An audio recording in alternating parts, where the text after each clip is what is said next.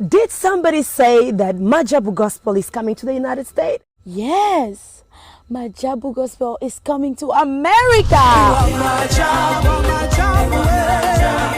Pour la toute première fois, Majabu Gospel aux États-Unis d'Amérique. On the 16th of January, it is happening in Portland, Maine. An amazing, life-changing and epic concert. Et le 23 janvier 2022, bien sûr, à Dallas, Texas. Je peux m'imaginer combien la gloire de Dieu sera présente. For 2022, it's gonna be glorious. The whole Majabu Gospel team will be there. And we cannot wait to share this moment with you. Retenez ça très bien. Le 16 janvier 2022, nous sommes à Portland, Maine. Et le 23 janvier 2022, à Dallas, Texas. Invite a friend, save these two dates, cause you don't want to miss it. And I hope to see you there. Soyez bénis.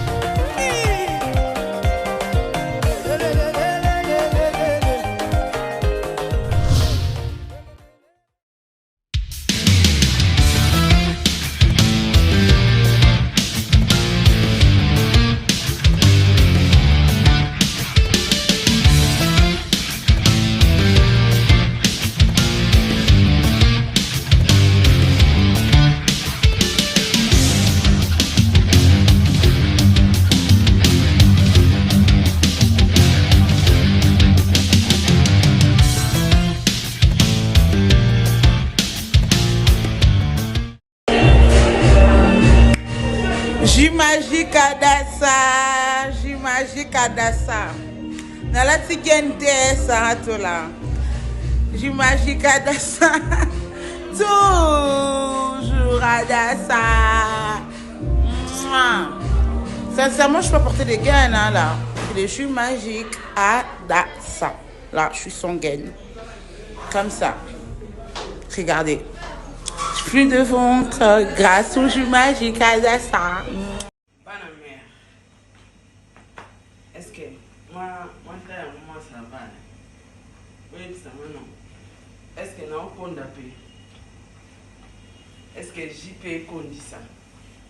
Bah tu vas sentir, tu vas sentir et ça m'a boum. Tu vas sentir et ça m'a boum. Donc il faut oser naturel le sentir moi taille, moi ça va, moi me pandis zoli à malem. Donc, il y a une magie pour nous conda, il y a une magie J magique à Dassa. Et ça va pour nous solution à dire.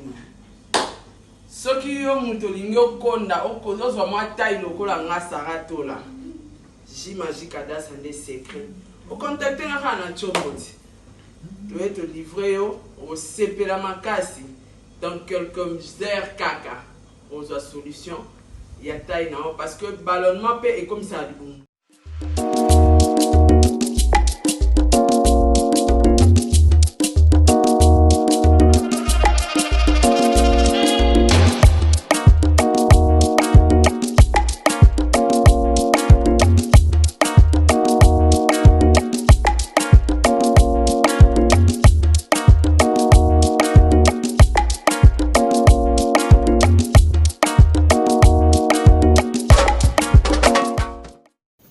Voilà, bonsoir, j'espère que vous allez bien. De mon côté, ça va très bien. Alors, nous sommes le dimanche, bon dimanche à vous tous. Quand l'actualité nous oblige toujours de faire des analyses et à quoi informer Bino à temps réel. Alors, il y a 2 jours passés, j'avais pas assez de temps. Mais au moins, j'aimerais partager cette vidéo avec vous, mes fanatiques, mes vrais, nos abonnés. Et parce que c'est triste. Comme on a Moussal Nzambe, hein, Moussal Nzambe azo torturé. Ndeko na Moussal Nzambe pour nambongo mabonza. Pour $1,000 ou $500, je sais pas. Toromeka Olanda na bilili bisonyons tout ensemble. Alors dans cette vidéo, n'avez plus kolobela pe kolaksabino. Tokomi n'attend de la fin. Tokomi n'attend wasuka nenge balobaka. Alors les amis, tous alaba fanatique ya ba pasteur te, tous alaba fanatique Nzambe. ba pasteur baka batu lokwa ngana yo bana mai na makila lokola ngana yo. Ça sert à rien ya okomisa bango lokwa banzambe. Et na kati ya video oyo eloko ezo étonné nga pour que na partager ngo na bino. Bokomona un pasteur wa yebani mokili mobimba na otanga kombo parce que vidéo ezo circuler sur la toile. Pasteur Mukuna azo torturer diacre na ye ya église po na mbongo ya mabonza. Jésus-Christ revient bientôt. Bana nzambe ba chrétien bo fongola misu bo lamuka. Bolamuka bobima na kati ya kifanatisme bisika bozomona nzamba zate me bozaka wana po bokoma ba fanatika ba pasteur. Yango wana moni batu bazosala ba 20 ans église. Banda ya église asambelaka généra pesaka ba dimi me azwaka solution ya ba problème na ete.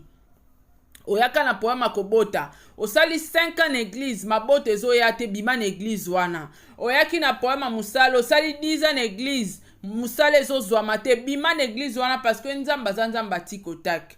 Oyo interkalaka lipambole ya muntu ekoma te alaka lisumu. Meza na batu mususu base consacra bamikotisa na kati ya losambo corps âme esprit baboya même masumu barespectaka badime basalaka basacrifice baprière bajeune. Mais banda ya na église azwaka solution ya baproblème na ete. Eliko lakisa boye. Bima na église wana yo muto kendaka kovanda na église wana okendaka kosala ki fanatisme. Je vous laisse le temps bolanda et voilà, je vous laisse le temps tolanda vidéo wana et rapidement na ki opesa mbote na ba vrai na nga nyonso. Ba vrai na nga nyonso na pesi bino mbote. Et ceux qui n'ont pas la bino ba vidéo mikuse ouais parce que ils ont actualité oh ils ont circulé sur la toile na koyi ko bombe la binoté. Alors il faut faire très attention bisika inzamba zali eyeba na kaba mama bobi manaki fanatisme to lukelonga nzambe na bosolo to luka l'église malamu ezali ya ba 10-15 personnes place au nzamba zali. Alors pasteur wazana misala mabe a ko transmettre yo loka malonga te a ko transmettre yo ka malédiction. Alors voilà pourquoi batu bazo sa ba 5 ans de l'église bazo bongate ba vie ezo changer te. Merci beaucoup na bino nyons tout et ceux qui information mususu ezali na koleka toujours na moi ba petite analyse oyo pona koleka ko éclaircir opinion pe communauté na biso ba bima penza na kati ya ba église oyo eza ko pesa lokumu nzambe te. $1000 mbongo mabonza ceux qui mutayibi est-ce qu'il faut que torturer devant caméra tolanda voyez que vous êtes toujours dans ma pensée ma belle dans ma pensée ba licence tout que nous sommes papa fa na awa biso que nous doit $1000 plus de 1000 pas tirer l'école 300 et 300 c'est quoi sinon donc si ça n'a plus On va y 500. on le bigue c'est na poche au sangi na mais je vais il y a moins ça On va 500.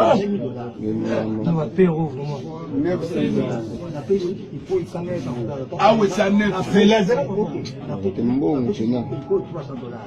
$100 msukira na poche na 600 ezali par alors siko abazo beta na bango ni babicho na Ni amalo kutalo. Olu kuta. Ana zembo. Ato zembo. ko sala bango dika ngai ikoyo alembo nende ikoyo bishipotana ikoyo alingi ça dénoncer des ikoyo apesi sunani nana bena dona banda kala beni ngaki pourquoi ikoyo na nzumu tango dona peso mbongo bazaki na nani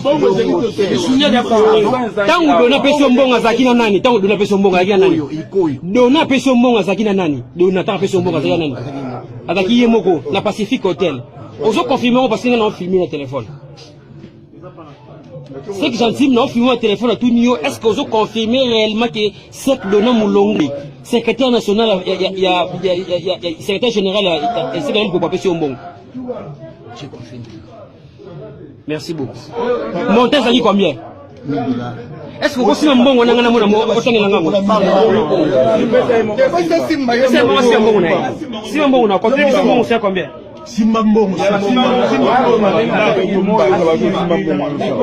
olandelaka papa oyo nini? omoni makambo nalandelaka papa wana mokolo yo jeune garçon mo kaka moko olembi papa limbisanga mpona dérangement biso bagene mikongo déjà ekufi bino bozosala ndenge nini mpo mokongo na bino ezala toujours efficace. Et le silence démarqué. Viens. Cabinet Dr Aladji 2022. Kimana Lombango chez Dr Ahmed Yakozwa Ukoforce pour la faiblesse sexuelle. Aqua pour la hémorroïde. Acacia pour la prostate. Awika renforcé spermatozoïde. Iba pour la colisanzoto ya papa. Arariro pour la infection. Ahmed azo soigné. Dr Ahmed azo soigné faiblesse sexuelle, IST, hémorroïde, diabète, hypertension, hypotension, hypertension, hypotension, stérilité, rhumatisme, épilepsie, myome. Bengabus 243 82 97 37 164. Soit Oye sur avenue Loubefou numéro 17 na commune Yalemba. Référence salle du royaume des témoins de Jéhovah. Pona Bato Miki Yalibanda. WhatsApp na 89 97 78 138.